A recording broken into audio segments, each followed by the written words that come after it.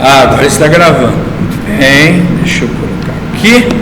Certo, então, hoje, 27/4/2024, disciplina de História Medieval 1, certo? E o texto de hoje é do ano 1000 a 2000, na pista de nossos medos, de Georges Duby, que é este livro aqui. Estou lá. Estou lá. Que este livro aqui. Muito bem. Do ano 1000 a 2000, Georges Duby, na pista de nossos medos.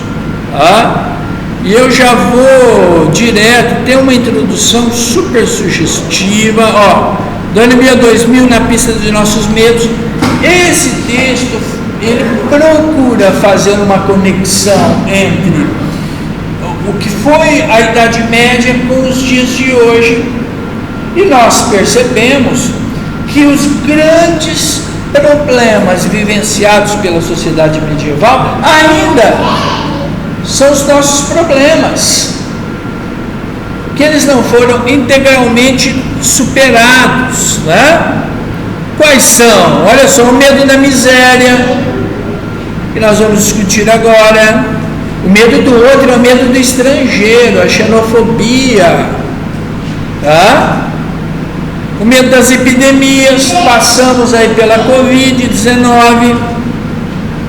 O medo da violência, que ainda é um medo presente, e o medo do além. Hoje nós vamos no medo da miséria, porque a fome é um assunto sempre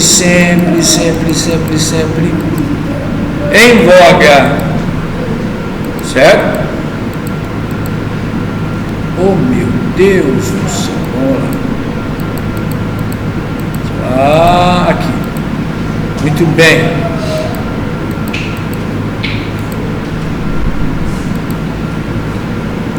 Vamos lá. A grande maioria das pessoas vivia no que seria para nós. Podem ver aí tranquilamente? Podem, né? Vamos lá, então, rapidinho. A maioria das pessoas vivia no que seria para nós uma extrema pobreza. As descobertas arqueológicas mostram isso claramente. As margens de um lago na região de Dauphin foram reveladas recentemente as fundações de um conjunto de casas que permaneceram preservadas em razão de uma elevação de água dos lagos. Muitos objetos foram ali encontrados. Uma comunidade de guerreiros e agricultores ali vivia por volta do ano 1000. Temos sob os olhos as ferramentas das quais eles estavam munidos e damos conta de como esse equipamento era precário. Por exemplo, muito pouco utensílios de ferro, quase tudo era de madeira. Os camponeses lavravam a terra com arados dotados de uma velha madeira endurecida ao fogo, como na África. Assim, cada grão semeado ficava-se muito feliz em colher 2,5. A produtividade era ridiculamente fraca. Havia uma imensa dificuldade de tirar dela o sustento. É preciso imaginar esses homens e essas mulheres vestidos em grande parte com peles de animais, mas não mais bem alimentados que na época neolítica. Falo de pessoas do povo, pois essa sociedade era estritamente hierarquizada. Os trabalhadores eram esmagados sob o peso de um pequeno grupo de exploradores, homens de guerra, homens da igreja que saqueavam quase todo o excedente da produção. O povo vivia permanentemente no temor do amanhã. Em contrapartida, não podemos falar da miséria verdadeira, pois as relações de solidariedade, fraternidade faziam que, olha essa imagem, a pouca riqueza fosse redistribuída. essa terrível solidão do miserável que vemos hoje em dia no metrô não existia. São Paulo é muito comum, né? Opa. Está faltando uma parte. Ai, ai, ai, hein? 27, vamos ver. Será que... Ué, 27, 28. Né? É uma palavra perdida. É fundamental, vai. Como as sociedades africanas, as medievais eram sociedades de solidariedade. O homem estava inserido em grupos, o grupo familiar, o da aldeia, do senhorio, que era um organismo de exação, mas também de segurança social. Quando sobrevinha o período da fome, o Senhor abria os celeiros para alimentar os pobres. Esse era seu dever e ele estava convencido disso. Esses mecanismos de ajuda mútua evitaram nessa sociedade a miséria terrível que conhecemos hoje. Existia o medo da penúria repentina, mas não havia exclusão de uma parte da sociedade que era lançada ao desespero. Então vamos refletir sobre isso, o ontem e hoje. Hoje há uma solidariedade em relação à questão da fome?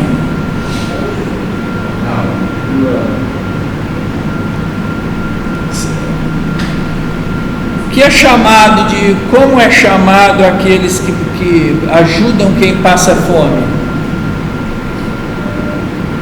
Ah, Crislene sabe. Não vou falar não, professor.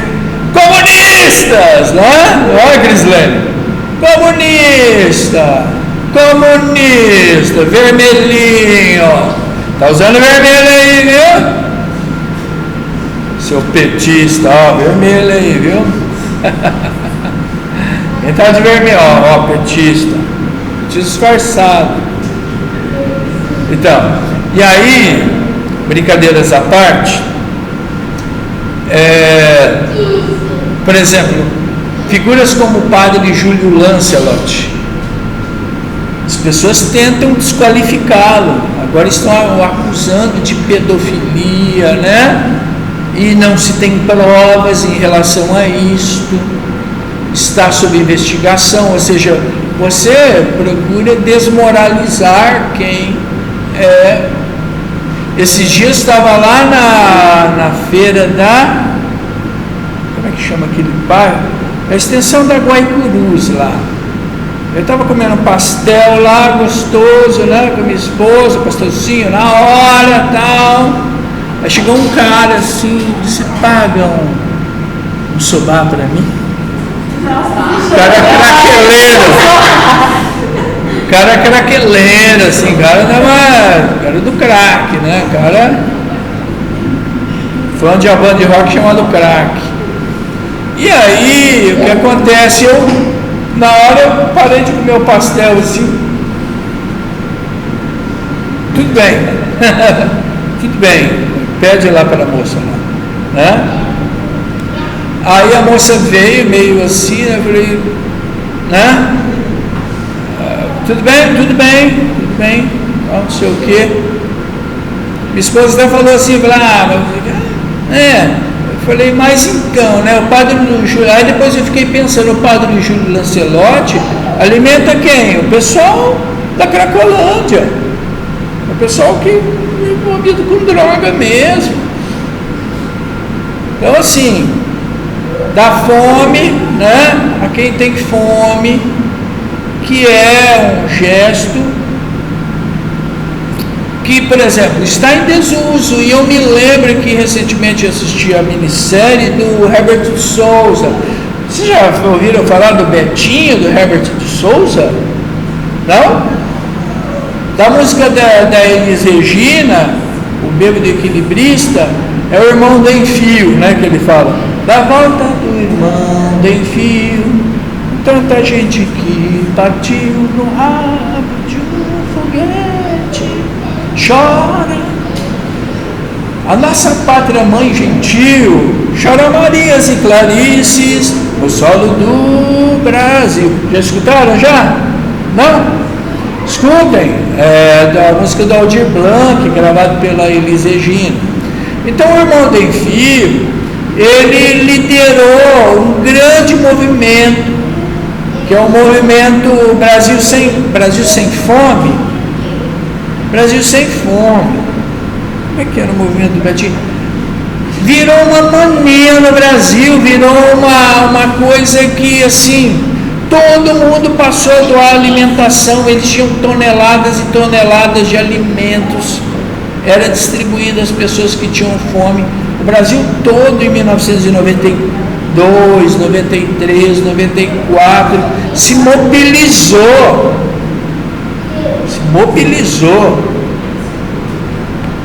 E aí, então, quer dizer, e o Brasil hoje, 30 anos depois, a questão, se alguém, por exemplo, o padre Lancelotti é a figura mais próxima do Herbert de Souza, o Betinho, né? O Betinho, ele tinha AIDS porque ele era hemofílico.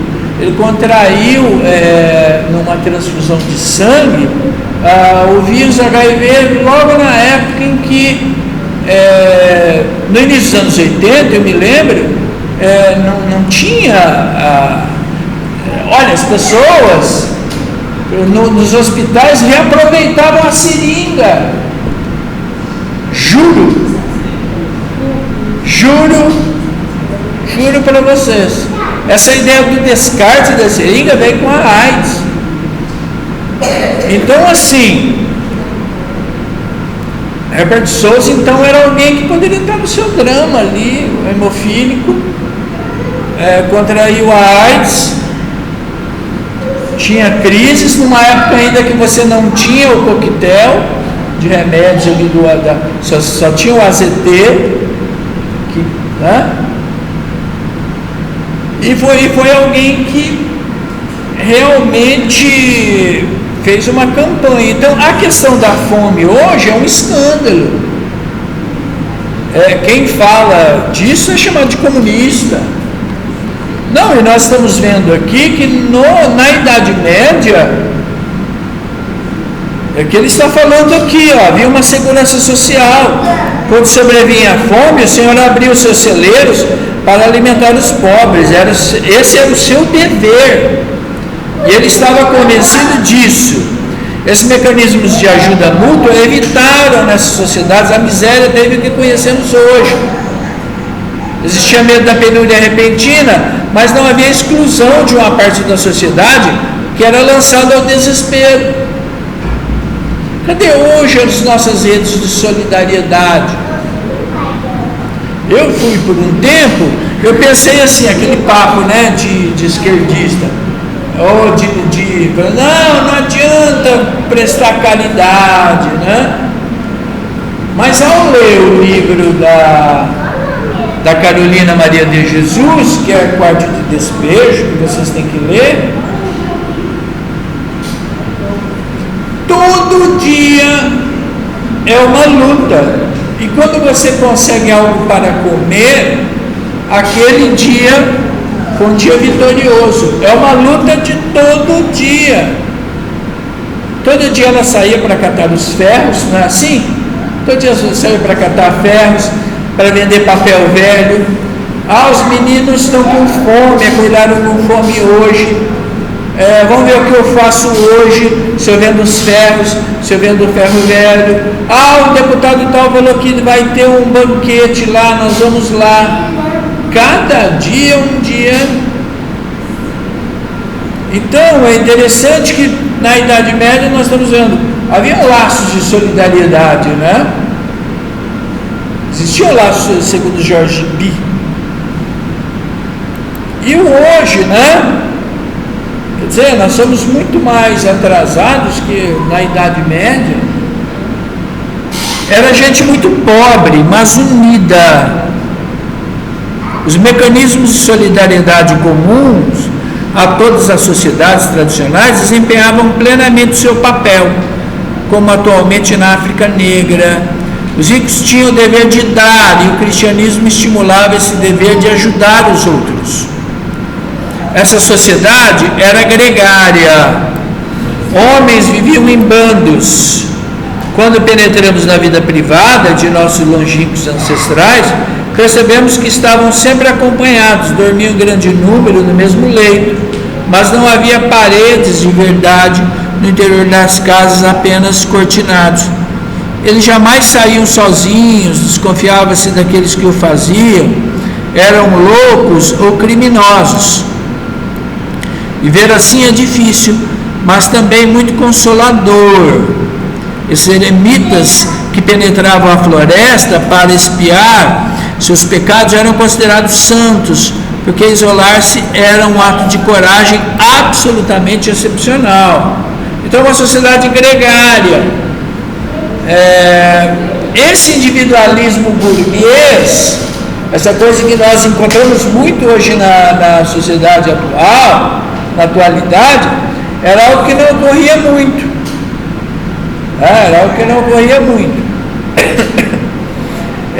Eu pessoalmente me lembro quando eu sou pobre ainda, né? Sou trabalhador, né?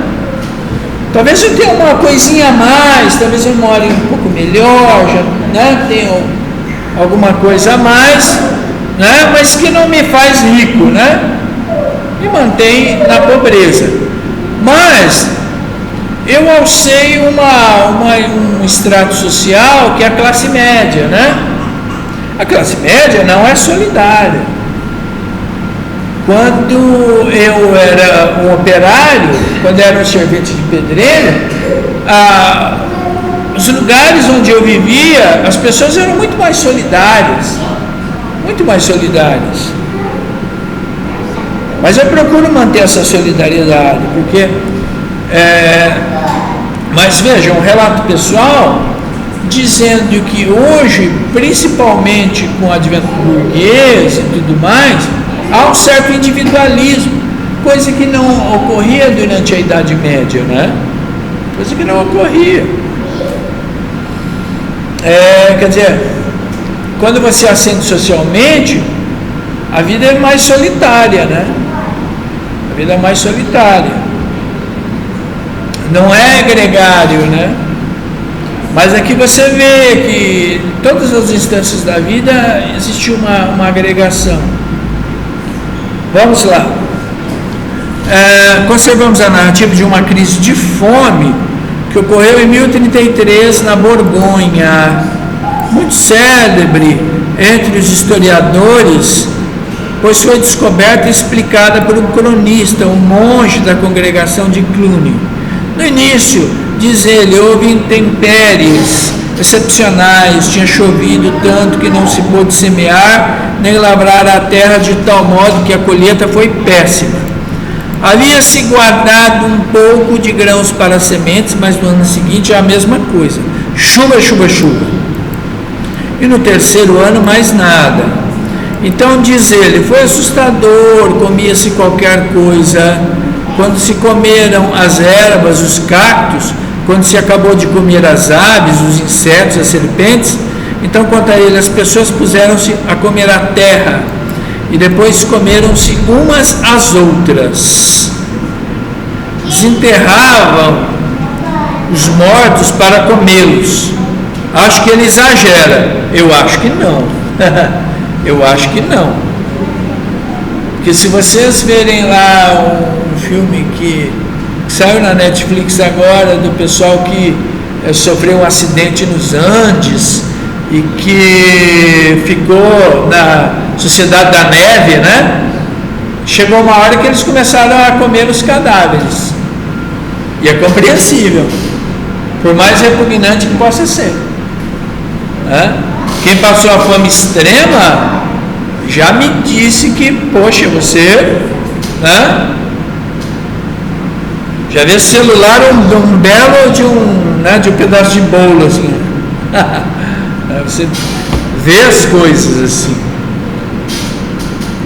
Então, desenterravam-se os mortos para comê-los. Enfim, Como saber? Em todo caso, vemos agir a solidariedade. Esvaziaram-se os tesouros das igrejas para comprar-se o grão que os especuladores guardavam em suas casas e vendiam a preço alto. Houve esforços para alimentar os desafortunados. Isso não bastou. O cronista determina afirmando, isso é muito importante, sobre a concepção do mundo naquela época, que a solução era fazer penitência. O céu enviava esse flagelo, é preciso aplacar a cólera de Deus e prostrar-se diante dele, lamentar seus próprios pecados. O medo permanente da fome origina uma espécie de sacralização do pão, o dom essencial que Deus dá aos homens. O pão nosso de cada dia dai-nos hoje. Isso durou muito tempo. Eu me lembro da minha avó que fazia uma cruz sobre o pão antes de cortá-lo. Junta-se todas as migalhas na mesa.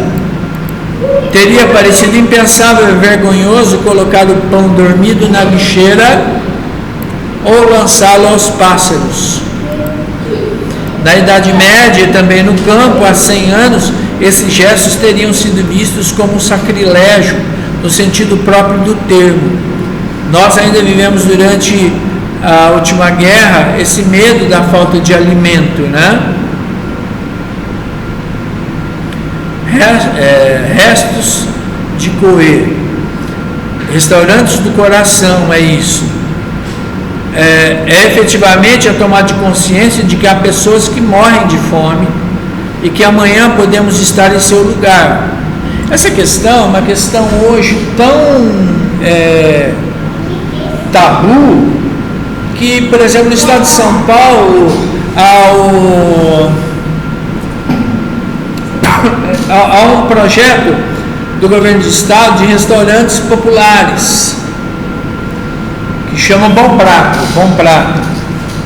e ali todos comem a R$2, E aí um amigo me disse uma vez aqui no Mato Grosso do Sul, me disse, mas e se o rico for lá, ele é atendido? É atendido.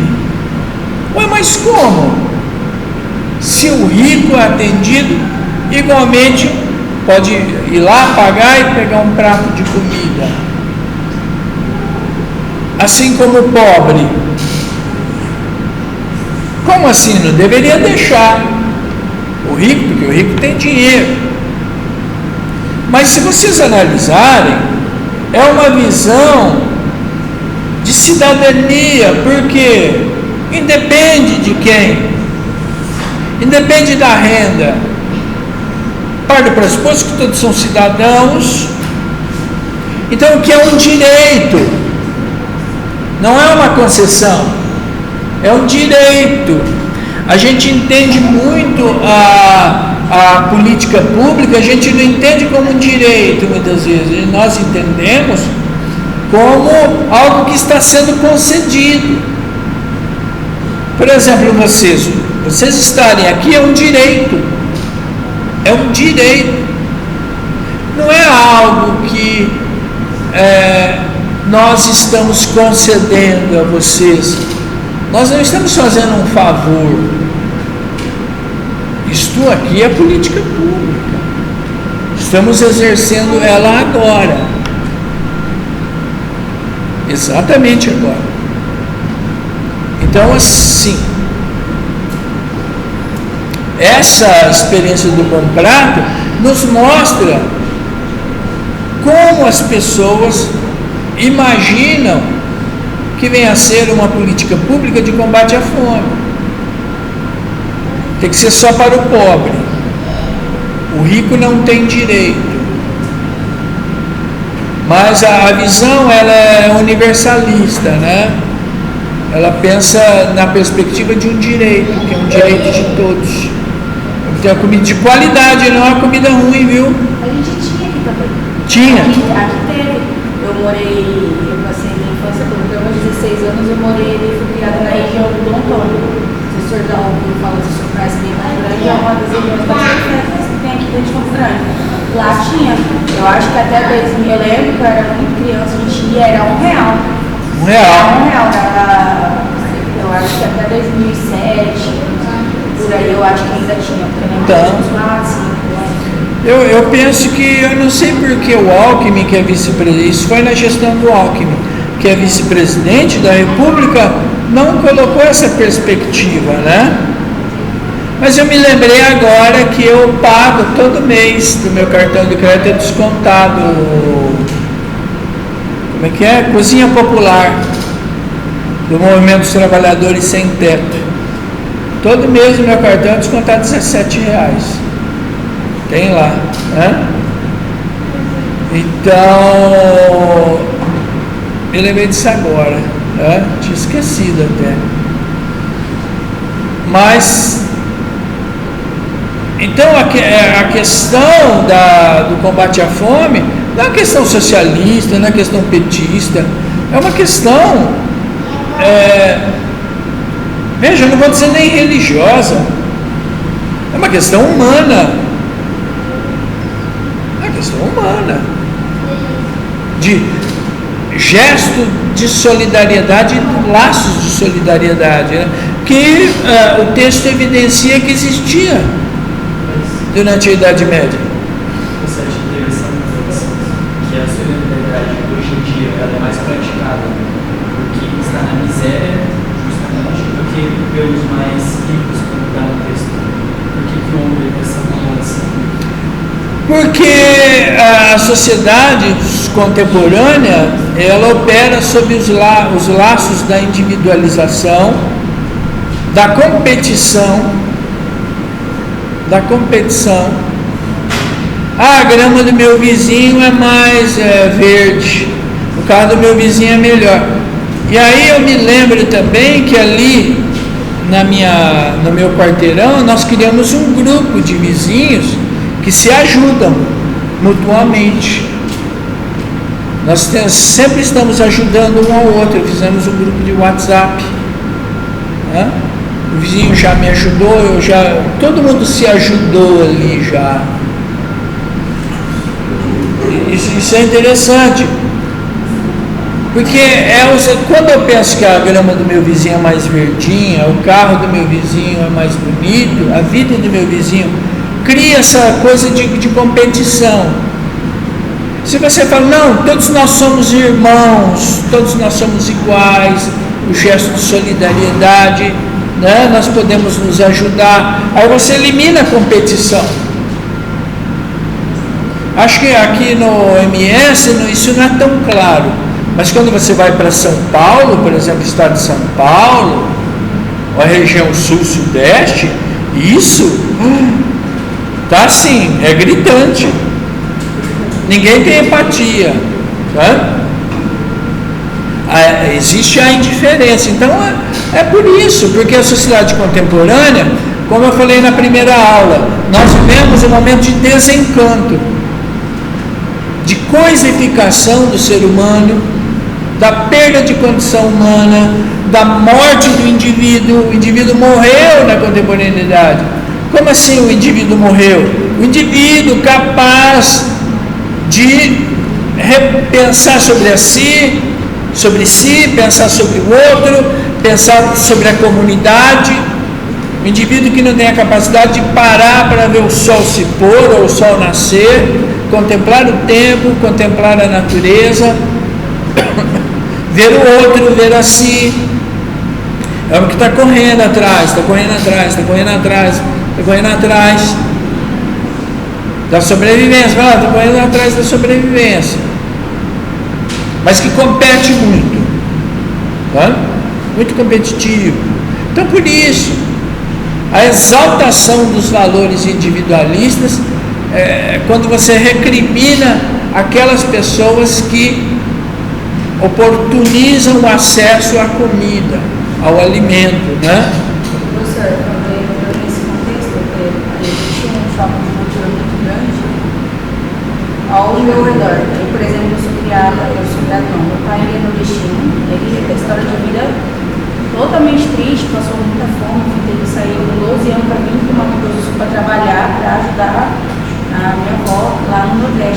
engraçado, no interior do lá no Quixadá. A família do meu marido, eles são todos do sul. Eu tenho um tio meu que ele era adicto, né? Ele teve por muitos anos problemas com dependência química, inclusive levou ele a ter um aneurisma. Quando aconteceu esse acidente com ele, aí a minha sogra chegou em mim e falou: mas tem que deixar morrer, porque vai ficar dando trabalho para vocês aí, até quando hoje em dia ele não ficou com sequela nenhuma. Aí ele se apegou, né, a uma fé, né, frequentando a igreja, junto com a minha mãe também. E assim, é incrível você ver como que é desprezado, assim, por essas pessoas. Mas é uma cultura presente, eu falo claramente que é uma cultura de lá. Como é muito presente a questão do racismo da família deles. E tanto é que a gente vive quebrando pau, porque eu dessa forma todo mundo. E assim, é culturalmente mesmo essa questão de a gente é superior, essas pessoas que são de outras cores, independente se ela faz uma coisa diferente. Quando eu falei mesmo que eu tinha passado mas começaram a condenar, a Universidade Federal é isso, é aquilo. Vai lá e tenta entrar então, caralho. Vocês estão falando, reclamando, então vai lá, vocês não são bons, vocês não são superiores. Entra lá, faz um curso, vê se é tudo isso mesmo. Já que vocês estão falando, é porque vocês estiveram lá dentro, né? Assim, então é uma característica muito forte dessa questão das pessoas do sul ali. Eu ouvi de alunos dizer: se eu for fazer faculdade, eu não vou fazer história. Eu falei: minha filha, se você, isso é no ensino médio, se você terminar esse curso, não se evadir, prestar um vestibular ou um processo seletivo e começar a fazer um curso de história e terminar, eu te dou parabéns, porque pelo que eu estou vendo, isto não, pelo menos não vejo agora. Mas se você fizer isso, minha missão estará cumprida. Então é aquela coisa de que você fala, mas é só, né? É só conversa. Eu quando era garoto, eu falava, nossa, eu via com admiração, assim, quem tinha dedicação, 4 anos fazer uma universidade e saía formado. Era uma coisa para mim assim que tinha minha extrema admiração, sabe? Mas são esses valores individuais e burgueses, cada vez mais. Por exemplo, eu disse uma vez, apareceram alguns alunos, eu sou pela iniciativa privada. Você é pela iniciativa privada? Então é o seguinte, você pede a transferência para uma Dom Bosco, vai pagar. Você não é pela iniciativa privada? Paga lá, sai daqui, vai lá. Porque se você, então quer dizer, você tem condições de pagar, você é o bom, não é? Então vá para a iniciativa privada. A universidade é para quem? Tudo bem, o garoto que tem condições, nível, estrutura de renda, pode estar aqui? Pode estar. Ele tem direito? Ele tem direito, claro. Tanto quanto um aluno que não tem condições de pagar uma universidade pública. No entanto, se eu advogo a iniciativa privada, eu sou favorável à iniciativa privada. Acho que isso daqui é uma concessão, quase que uma coisa que está sendo dado. Não, isso daqui, como eu falei, é um direito. Vocês estarem aqui agora. Vocês estão exercendo um direito. Professor, tem uma tia também que ela não queria que eu entrasse na federal, falou que eu ia virar petista, não ia virar comunista. Aí eu falei, eu nunca fui bolsonarista, tio. Então, tio. Porque a minha família toda apoia o Bolsonaro, né? O meu pai, eu não posso nem conversar nada da faculdade com ele, entendeu? Porque senão ele vai, já tá virando petista, já tá virando quê? Porque quem é religioso, quais são os ensinamentos de Cristo? Pô, Cristo era um excluído da sociedade. Cristo nasceu numa manjedoura. Cristo nasceu de imigrantes, de pessoas que foram para Belém, na Cisjordânia. E Cristo nasceu numa manjedoura. Então, olha, o que está em Cristo? José e Maria eram imigrantes, refugiados. Cristo é refugiado por quê? Porque o imperador romano, eu não sei quem foi, não sei se foi Nero, falou para matar todas as crianças, porque para que não nascer o Messias. Então fugiram, são refugiados, José e Maria. Cristo nasceu numa manjedoura, não tinha, isso eu aprendi com a minha mãe desde cedo, não tinha nenhuma estalagem que pudesse abrigar. Então ela falou, mas tem a cocheira lá. Nasceu na cocheira. E como as pessoas esquecem o princípio, estão na religião e esquecem o princípio da solidariedade. Cristo é a pessoa que dividiu o pão, ensinou os apóstolos a dividir o pão. Como as pessoas esquecem esse ensinamento? Esses ensinamentos não praticam o evangelho, estão na igreja e não praticam. Porque Deus é amor, não é uma, né? Deus é amor, ou não é? Entendeu?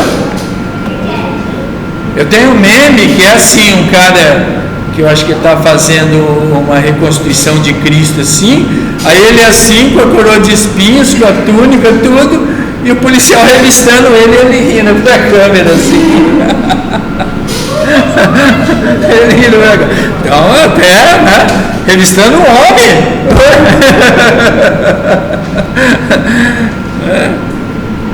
Então, essa inquietação que nos ronda na França hoje, essa angústia diante do desemprego, que nos leva a perguntar: será que eu mesmo, será que meus filhos não vamos estar amanhã desabrigados, alimentados com a sopa popular?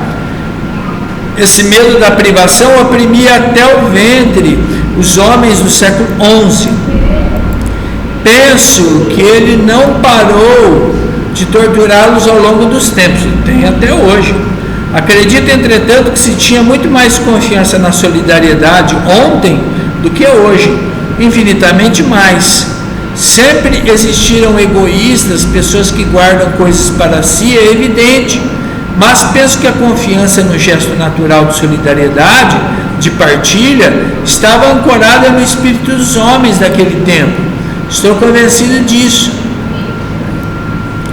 Que eu saiba, não houve revoltas provocadas pela fome nos campos. É preciso lembrar que a França no ano 1000 e depois no ano 1200, de Filipe Augusto e São Luís, estava arrebatada por um movimento de crescimento material extraordinário.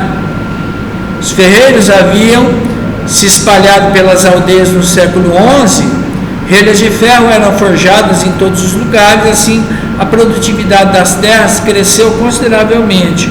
Comia-se cada vez mais e melhor nas choupanas, às vezes até mesmo pão branco. Além disso, os homens e as mulheres tinham adotado o costume de vestir-se com tecidos. O progresso era traduzido principalmente pela urbanização, o renascimento das cidades, que quase morreram na civilização puramente agrária, rural da Alta Idade Média. E foi nos arredores das cidades, em crescimento do século XII, que a miséria apareceu repentinamente como coisa, aqui ó, só fazendo.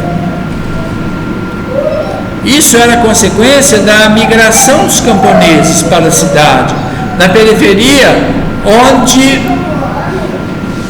chegavam esses migrantes desenraizados, a solidariedade de Primitiva estava destruída. Eles tinham deixado suas famílias para tentar sorte na cidade, não tinham mais ao seu redor os primos da paróquia. Então, isso vem com o crescimento das cidades. Porque se você está numa comunidade rural, existem laços de solidariedade, mas quando você está na urbis, na cidade, não é a mesma visão. Né? A cidade ele tem um traço de divisão, de individualidade incrível, né? Professor, será que esse condicionamento, essa individualidade, ela também não se dá por questões não só políticas, né, que é bem claro também, mas pela questão, por exemplo, se a pessoa ela sente fome, aí vem outra pessoa ali e vou te dar tanto para você fazer um serviço que, na verdade, em si, o serviço é muito mais, o que acontece muito hoje em dia. Pô, a pessoa trabalha para ganhar um salário mínimo aí que mal é mal, vai pagar a comida dela, as despesas dela no mês. Eu acredito também que existe esse condicionamento, não, a gente não vai ajudar porque essa pessoa ela tem que trabalhar. E aí isso fortalece também essas outras questões, né? Uma pérola que tem surgido recentemente não adianta dar o peixe, você tem que ensinar a pescar. Essa é uma perspectiva liberal, uma perspectiva assim, de que se eu conseguir, você também consegue. Mas não é assim que a banda toca, né? Por quê? Porque, vejam, vamos falar sobre o racismo. Se você, por exemplo, várias pesquisas demonstram que os jovens negros possuem dupla jornada maior do que os jovens brancos. Porque o jovem negro possui a dupla jornada, né, em número maior do que em relação aos jovens brancos. Porque é histórico que os pretos no Brasil estão relegados à periferia. A pandemia mostrou isso no caráter sindêmico, que a pandemia atingiu mais as mulheres, mais os negros e mais os indígenas. Por quê? Porque eles estão em situação de vulnerabilidade. Isso é um laço histórico. Por quê? Porque quando ocorreu a abolição, por exemplo, no Brasil, a abolição ela funcionou muito mais como uma desresponsabilização, onde os senhores escravos foram, de alguma forma, receberam dinheiro para libertar os seus escravos. Mas, por exemplo, a Lei Áurea não estabeleceu educação para essa massa de pessoas que estavam saindo dos grilhões. Não houve uma transição que oportunizasse educação, emprego, moradia. Só falaram assim: esse povo está livre. Aí coube a essa gente o quê? Ocupar as franjas da sociedade. No Rio de Janeiro, os morros. Olha o que resta para vocês depois da reforma urbana de Pereira Passos, que acabou com os cortiços. O morro, a favela. E o morro da favela é o lugar do esquecimento da sociedade. O morro e a favela são as periferias. São as periferias. E veja, o racismo é uma forma de exclusão ainda hoje, certo? Porque é difícil você integrar o jovem negro à sociedade. Os brancos ainda são a maioria. Não, na universidade. Na universidade. Então, socorre. O racismo quebra o laço de solidariedade também. Que essa sociedade individualizada, competitiva.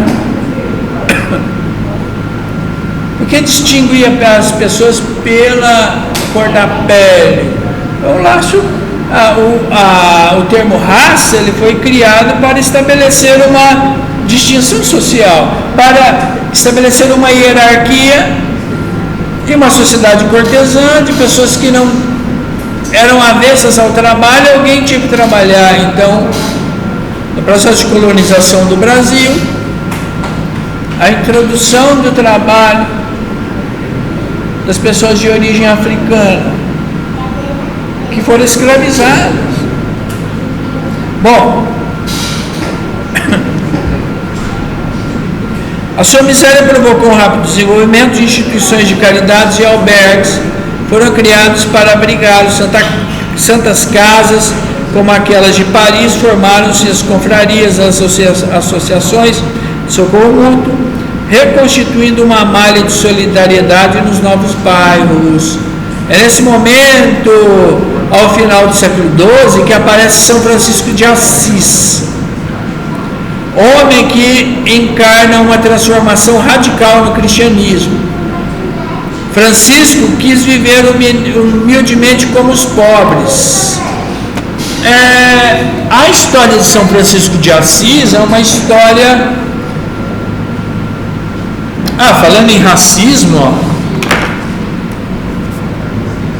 esse livro está sendo retirado, perseguido. Eu comprei essa semana, fiz questão de comprar. Se proíbe aí que nós vamos realmente comprar e ler O Avesso da Pele.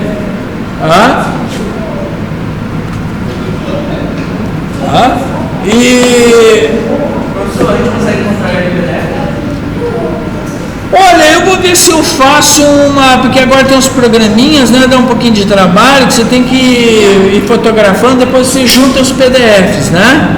Vou ver se eu faço isso, porque eu acho que a gente não encontra, viu? Aí eu vou disponibilizar, vou fazer isso, vou ver se eu faço isso essa semana. Aí eu disponibilizo lá no grupo. Eu estava lendo no Kindle também, que tinha lá. Eu me identifiquei muito, porque era a época que eu dava aula no ensino fundamental e médio, de coisas que ocorriam, né? Bom, como é que é o avesso da pele? O avesso da pele. O avesso da pele.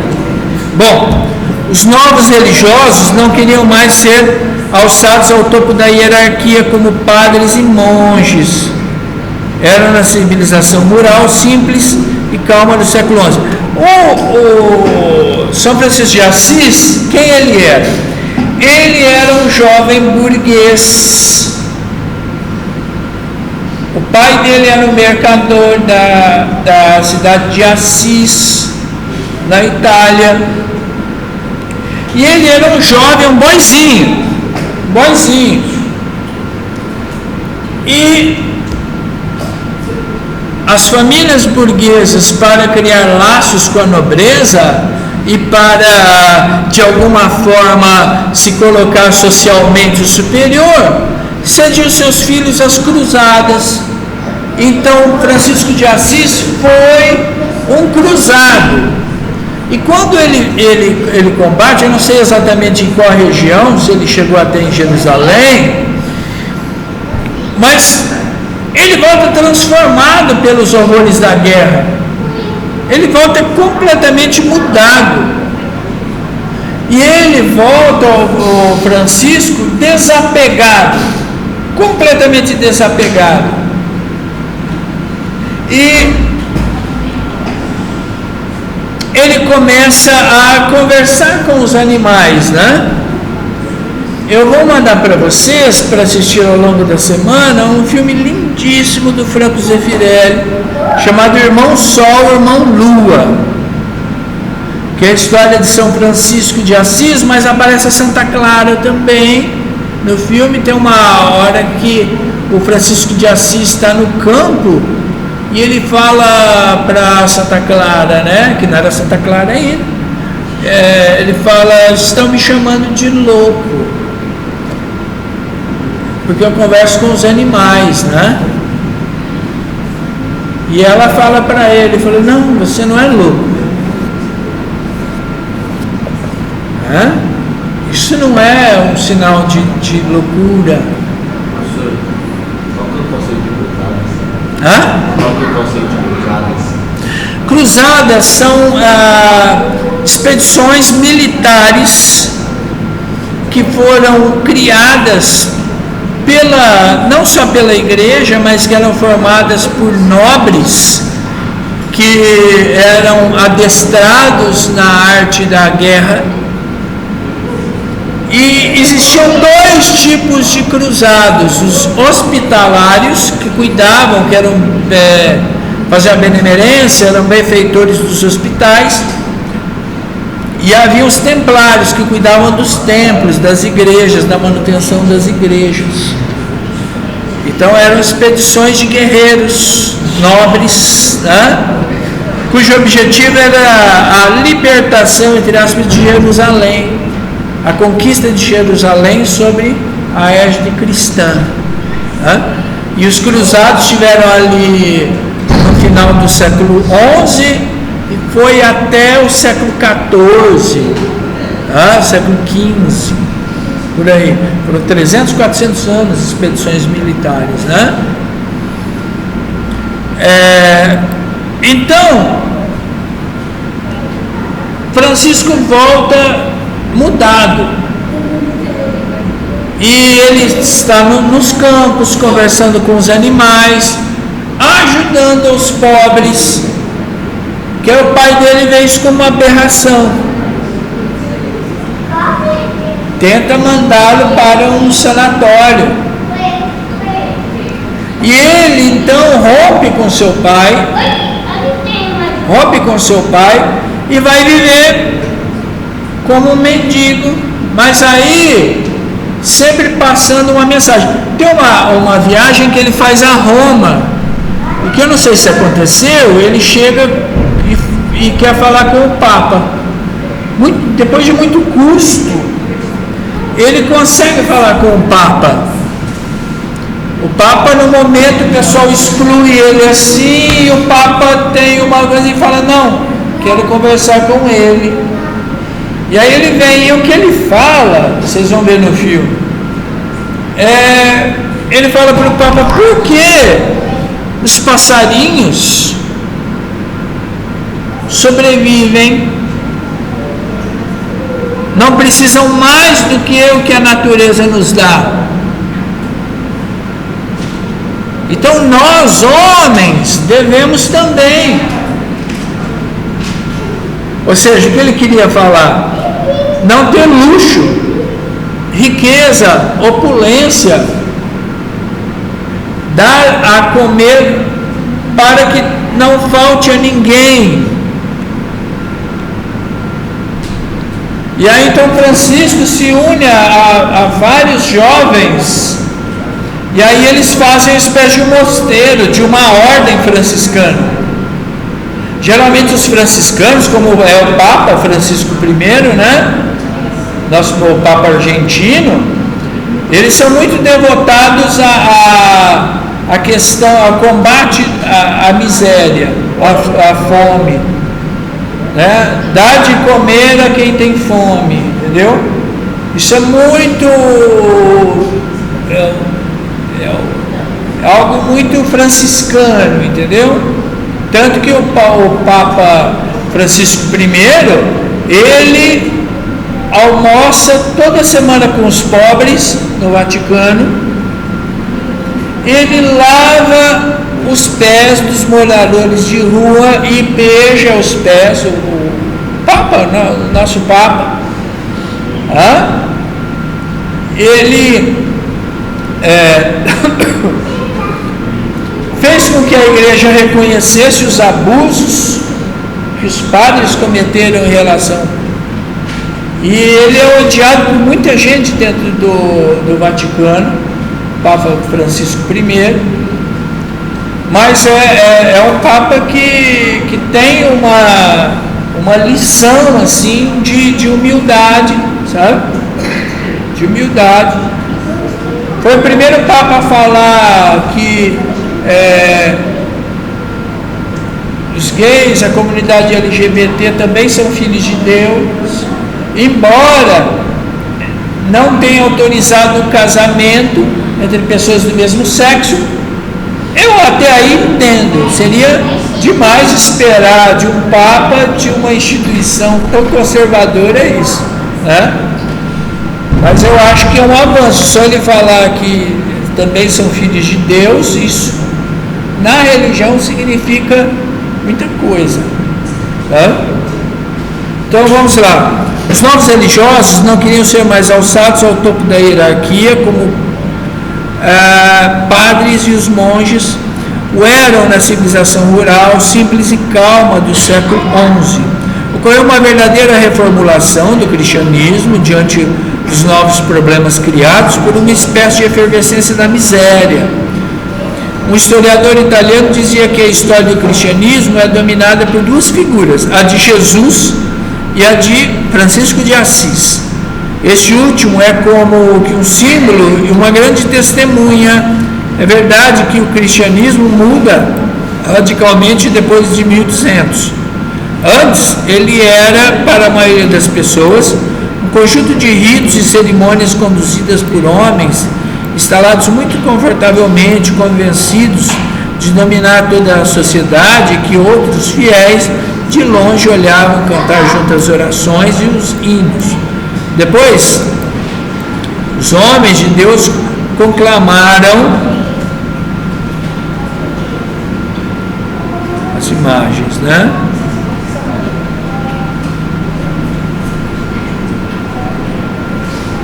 Páginas precedentes, do século XII, cidades viam fluir os imigrantes, lá, afresco de Domênico de Bartolo, a Sala dos Peregrinos, né? De viver segundo o Evangelho, a ação do Abade Pierre, ou a iniciativa dos padres operários, dos quais se perdeu um pouco a memória, situa-se na mesma direção daquela de São Francisco. Esses homens consideravam-se como Cristo, deviam viver os mais afortunados e tentar despertar o espírito dos ricos para que seguissem seu exemplo e saíssem de sua confortável boa consciência. Os irmãos mendicantes, os dominicanos e os franciscanos agiram assim, animados pela vontade de seguir o exemplo de Cristo, de serem pobres entre os pobres. Eles não viviam de sua renda como os cônegos da catedral iam mendigar seu pão. Então, essa igreja, que é essa igreja muito falando, não, você tem um carro porque é a bênção de Deus. Você tem uma casa porque Deus está te abençoando. Isso é uma forma muito material de se ver as coisas. Até porque a graça, talvez não, a bênção ou a graça não esteja aí. Porque a igreja, basicamente, é a igreja, sabe, é quase uma coisa. Se fala em comunismo, a igreja é comunidade, comunhão e comunismo. Ora, então aí eu entendo a tentativa de se desvirtuar a religião, seja os católicos, seja os evangélicos, sejam, porque Max Weber já explicou isso, né?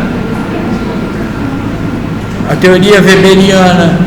Agora,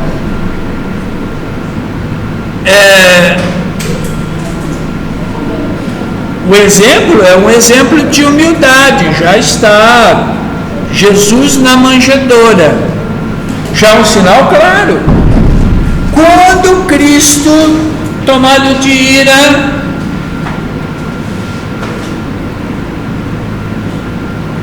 vai para cima dos vendilhões do templo, os vendilhões do templo, os falsos profetas, né? Porque o princípio religioso é o princípio da caridade, né? Não é o princípio de falar, você tem aí um carrão, isso foi a graça de Deus.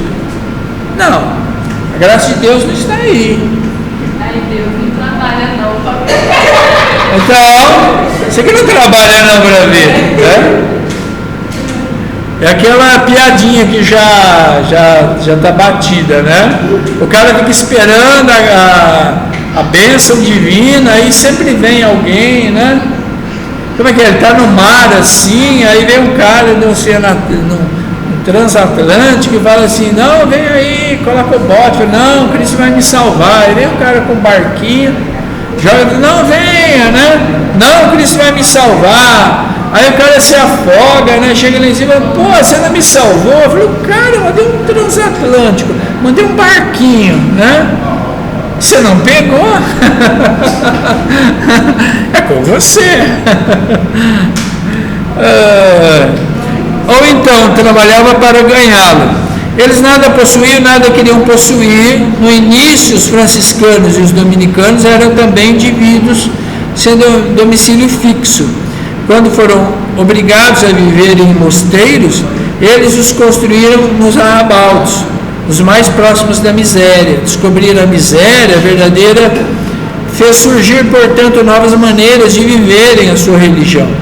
Parece-me que hoje, diante da ascensão da miséria, que os poderes públicos não conseguem conter, parece um revigoramento da solidariedade. Apesar do enfraquecimento da prática religiosa, permanece o sentimento de que é preciso ajudar o seu próximo. E esse sentimento é mais forte entre os pobres. Observe a Argélia de hoje, o que explica o sucesso da frente islâmica, da salvação, tal. Os militantes islâmicos, aplicando os preceitos do Alcorão, reconstruíram redes eficazes de solidariedade que preenchem uma função de assistência social que o Estado laico não consegue assegurar. São os primórdios da reforma que aparecem aqui. Quando os primeiros franciscanos chegaram a Paris, por volta de 1230, as pessoas perguntaram, mas eu vou fazer a chamada. Eles foram confundidos com hereges. Aliás, sua maneira de viver, mas deixa aqui, porque talvez a internet não funcione, né? Mas se ela funcionar, eu vou fazer. Aliás, sua maneira de viver na pobreza, trabalhando com suas mãos, como os primeiros discípulos de Cristo, evidenciava os defeitos da igreja institucionalizada. Esta última defendeu-se, recrutou-os, esforçou em apagar o aspecto contestatório de Francisco de Assis, contudo, a boa semente estava lançada e frutificou. O subúrbio, no começo, era um amontoado de abrigos muito precários, uma favela, e disso, após 8 séculos, nada resta.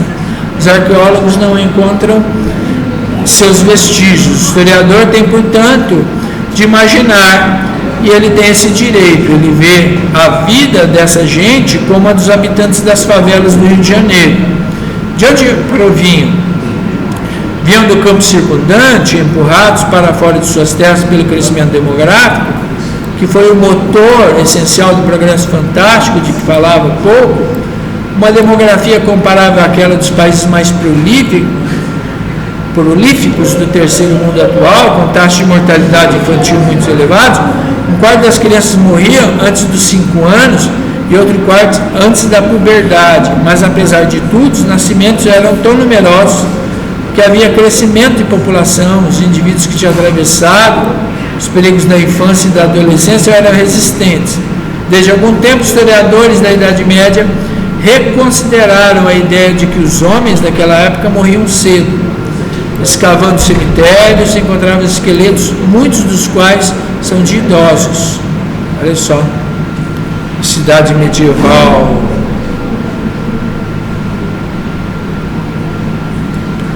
Todas as avaliações sobre a população são extremamente conjecturais. O que posso dizer com alguma segurança que a população da França provavelmente tenha multiplicado por 3, e no ano 1000 ao ano 1300. No ano 1300, o espaço ocupado pela França atual era certamente povoado por 20 milhões de habitantes. Era o país mais populoso da Europa. A Inglaterra tinha apenas 3 milhões de habitantes, portanto, se as conjecturas estiverem corretas, podemos estimar que no ano 1000 havia 7, 8 milhões de habitantes na França, não mais. Acho que essa expansão demográfica pode ser interpretada como sinal de otimismo. A população europeia começou a aumentar lentamente, a época carolíngia, e nos perguntamos por quê. É muito difícil interpretar as oscilações da natalidade. Mesmo atualmente, não sabemos realmente porque houve um boom de nascimentos na França nos anos 50 e no nosso século. Acredito no papel desempenhado pela evolução das estruturas familiares. Por volta do ano 1000, a igreja impôs primeiramente as populações rurais. Está ocorrendo recentemente, você sabia, no Brasil, que está nascendo poucas pessoas. Por quê? Por quê? Porque as mulheres estão chegando à conclusão de que os homens não estão sendo pessoas responsáveis ao ponto de assumir a paternidade, de criar os seus filhos juntos no matrimônio, no casamento, ou separado. Então, para as mulheres hoje é muito difícil a questão da maternidade. Então, o que ocorre com as mulheres hoje? Elas estão casando mais tarde, depois de já se formarem ou de terem uma certa estabilidade. E é muito comum hoje as mulheres dizerem: olha, não quero ter filho, sabe, não quero ter filho para criá-lo sozinho, não vou. Então isso está tendo a taxa demográfica está caindo. Está caindo. Porque a família hoje não é mais aquela família que era nos anos 80, pai, mãe, filhos. Hoje é mãe, filho, filhos. Isso desde a época do meu pai. Meu pai se separou da minha mãe, mas nós já éramos adolescentes já. Mas meu pai, quando saiu de casa, falou assim: quero ver se você vai ter condição de criar 3 filhos. E minha mãe garantiu, porque minha mãe trabalhava aos domingos, era faxineira do hospital de base em São José do Rio Preto. Você me garantiu leite, ela falava: está desempregado? Tenho que comer, não vai faltar, mas o resto não tem. Você comprar uma roupa, um sapato ou discos, você tem que trabalhar. Então a minha mãe trabalhava sábado, aos domingos, descansava na semana, né? Ao longo da semana tinha um dia que ela tinha direito a um dia de descanso. Mas domingão ela estava trabalhando. O faxineiro aposentou no hospital de base de São José do Rio Preto, São Paulo, que era um grande hospital. Então é interessante porque está tendo uma baixa, poucos nascimentos no Brasil. Poucos nascimentos. Bom,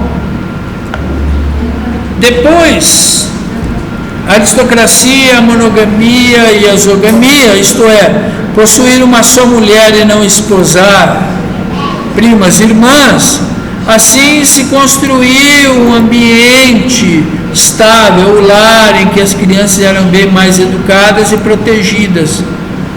Uma estrutura familiar que durou quase um milênio e que se desintegra sob os nossos olhos. A Europa e a França viveram uma transformação fundamental desde o fim do século XIX, principalmente durante o século XX.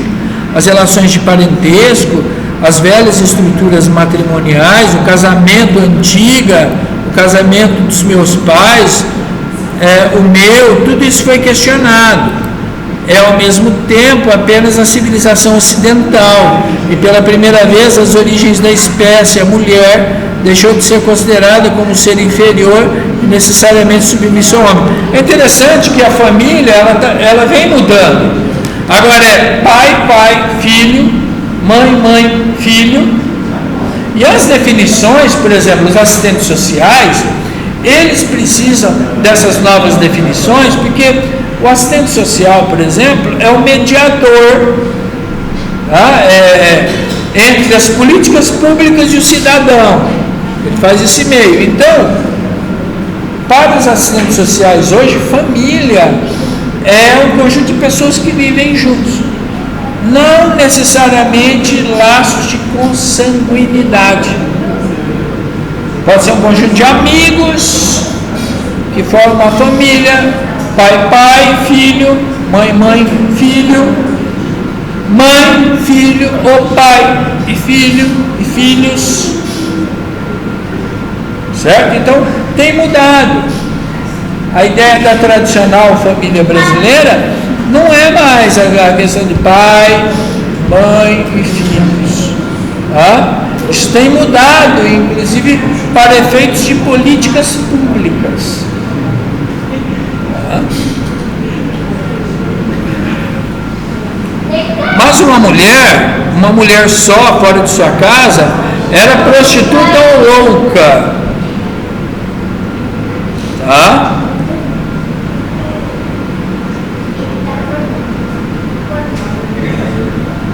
Os homens e as mulheres com mais de 15 ou 20 anos eram muito numerosos no domínio familiar. Eles deviam partir para a aventura. Havia duas espécies de aventuras possíveis para os camponeses. A primeira era desmatar as terras. A área agrícola estendeu-se de maneira considerável no ano 1000, nos arredores de Paris.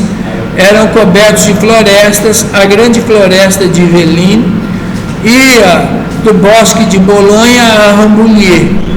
Ela foi aos poucos aberta e retalhada pelos desmatadores que partiam com as ferramentas que possuíam. O pai dava uma velha enxada, um desses arados de relha de madeira endurecida. Eles começavam por derrubar as árvores, arrancavam as raízes, queimavam-nas e depois cultivavam nos campos, construindo suas próprias casas. Foi assim que a Europa foi povoada. Houve também migrações para lugares distantes. Os flamengos partiam para colonizar a Polônia, por exemplo. Tudo era organizado por empreiteiros, recrutavam trabalhadores, transportavam-nos, por terem obtido dos príncipes eslavos a concessão de um terreno virgem, onde se criava outra aventura que, a partir da cidade na qual o artesanato desenvolvia-se em razão da elevação geral do nível de vida. Trabalhavam-se a lã, a madeira e fabricavam tecidos de qualidade cada vez melhor que eram tingidos. Empregos eram criados junto aos tecelões, tintureiros, curtidores, carpinteiros, vidraceiros e pedreiros. Não havia trabalho para todos. Os últimos a chegar conseguiam em alguns dias ser contratados na grande praça quando se necessitava de um trabalhador braçal ou de estivador. Senão era miséria. E depois a velhice e a doença. Podemos comparar a sua situação à dos camponeses sicilianos no início do século XX. O pai dizia: não há mais nada para comer em casa, é preciso ir para a América. Ou aqui no Brasil, né? É preciso pegar o pau de arara, igual o nosso presidente, pegar o pau de arara, que era o caminhão sem carroceria, né? O caminhão só com lonão, vindo de Garanhuns para São Paulo. E eu tenho ali a biografia, numa entrevista que o presidente Lula fala, nós tomávamos banho na torneirinha, que era a torneirinha do banheiro do bar, que os bêbados iam lá fazer as suas necessidades, e que ficava só banheiro de bar, né? Tinha uma torneirinha nesse banheiro de bar, é lá que eles tomavam banho. É lá que eles tomavam banho. Então, por isso que o presidente ele é tão assim com a questão da fome, né? Com a questão, porque é uma questão pessoal para ele, né? E é verdadeiro e é legítimo essa preocupação, né? Nós temos agora o Bolsa Família, né? O Bolsa Família, ele mudou, vocês sabiam? Tem até uma questão de gênero. Por quê? Porque as mulheres eram dependentes dos homens financeiramente. Quando a mulher que tem filhos passa a ter o Bolsa Família, ela se autonomiza em relação ao homem. E por quê? Porque o Bolsa Família é conferido à mulher, está no nome da mulher, porque é a mulher que cria. Certo? O homem, se der o Bolsa Família para o homem vai para o bar gastar com cachaça, a maioria. Minha tia criou, ela tem 4 filhos, ela é catadora de reciclagem. Inclusive, ela trabalhou no lixão, que hoje é desativado, né? A gente não pode, lá tem a cooperativa, mas ela ainda, até hoje em dia, ela trabalha como catadora de reciclagem. E isso teria ajudado muito ela, até hoje. Então, as mulheres começaram a se separar. Não depende mais de você não, traste. Né? Não depende mais de você não. E aí, então, isso é engraçado que o Bolsa Família gerou uma autonomização feminina, né? Coisa impressionante. Essa sociedade era muito mais flutuante do que podemos imaginar. Nas famílias nobres, por exemplo, era comum que os meninos, após 7 anos, fossem fazer seu aprendizado em outro lugar. Aqueles que estavam destinados a tornar-se padres eram enviados para as escolas monásticas, e os que deviam ser cavaleiros iam aprender a montar cavalo e a lutar na casa do senhorio do seu pai ou na casa de um tio. Vocês querem ver uma coisa medieval? Na minha época, nos anos 90, eu entrei na universidade, eu queria fazer história, eu queria ser professor, esse era o meu objetivo. Quando eu fui para a Unesp, porque eu estava na lista de espera, e tinha 2 convocados para matrícula, eu fiquei na lista de espera, né? A hora que cheguei lá, falou, quem era para fazer matrícula não fez, vocês estão na lista de espera aí? Eu falei, estou em primeiro. Eu falei, então já era, pegou a vaga. E eu voltei de Franca na Unesp com a minha vaga ali, muito orgulhoso, careca, que rasparam meu cabelo, né? Naquele tempo raspava o cabelo, meus bichos, mas muito alegre com a minha vaga, né? Assegurada. E eu fui assim, olha que louco, fui com dinheiro de 2 semanas só, depois de 2 semanas tinha acabado o dinheiro. Eu só não passei fome porque minha mãe recebia no hospital de base uns tickets, alimentação, e ela passava esses tickets para mim. Os tickets eram em torno de R$300 hoje, mais ou menos. E eu não passava fome, né? Mas não tinha dinheiro para nada também na época da universidade. Estou falando isso, mas eu ia falar outra coisa ligada ao texto aqui. Eu acabei esquecendo. Ia mencionar isso, mas uma outra coisa ligada ao texto. Mas depois eu me lembro e eu volto. Então, mais a exclusão, ela refere-se primeiramente as comunidades judaicas, muito importantes nas cidades no ano 1000. Eu ia dizer isso, eu lembrei. A universidade era o seguinte, não era para vocês não, se vocês estivessem em 1996, a maioria de vocês não estaria na universidade, porque naquela época, para passar na universidade, você tinha que pagar cursinho preparatório. Eu mesmo, eu concorri com eu e mais 7, era 7, 8 por vaga, que foi difícil mesmo, mas medicina, por exemplo, 150 por vaga em relação ao cadastro de vaga. Então vocês imaginam, a universidade, ela se popularizou e se democratizou. Isso é bom, porque até então a universidade, até os anos 90, era voltada para a elite nesse país. Era a elite que tinha acesso à universidade. Então, quando você populariza o acesso à universidade, poxa, é um fator de inclusão.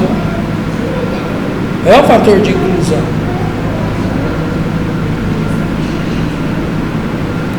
Então, mas a exclusão, ela refere-se primeiramente às comunidades judaicas, muito importantes nas cidades dos anos 1000 e até o século XII. O início do século XIII foi imposto aos judeus o porte de um sinal distintivo, tal como sob a ocupação. Nesse caso, a exclusão era radical, e ela o era também para uma outra categoria de homens e mulheres, os leprosos, e como judeus eram isolados do setor periférico da sociedade, separados dos outros, diferenciados por suas vestimentas e pela matraca que agitavam. A rejeição do miserável, do migrante, já existe, não se pode negá-la. De fato, ela se manifestou na Idade Média, porém mais tarde, no século XIV, a Guerra dos 100 Anos tinha feito afluir para as cidades as populações dos campos, importunadas, atormentadas pelos militares. Os ricos tinham medo dos pobres, que se tornaram muito numerosos, inquietantes. O limiar da tolerância, da miséria, foi ultrapassado. Nesse momento produziu-se um fenômeno de rejeição. Certamente, considere as crises de fome, ela surgindo de um desequilíbrio entre a necessidade e a produção do alimento. Foram interpretadas pelos cronistas da época como sinais nefastos. Mas, nós historiadores, nós a vemos como sinais de um progresso, de sobressaltos do desenvolvimento, e o desenvolvimento fulgurante, mas caótico. Beleza, demos conta então aí do capítulo, que bom. Próxima semana é esse, o medo do outro, tá? O medo do outro. Que aí ele discute o medo do outro, mas a questão que ele já começou aqui, da imigração. Aí, por exemplo, a Operação Acolhida, agora a questão na Europa da imigração, da xenofobia, da aversão aos estrangeiros, sabe? Bom, então vamos lá, vamos ver se... Gravamos a aula aqui, então estamos encerrando.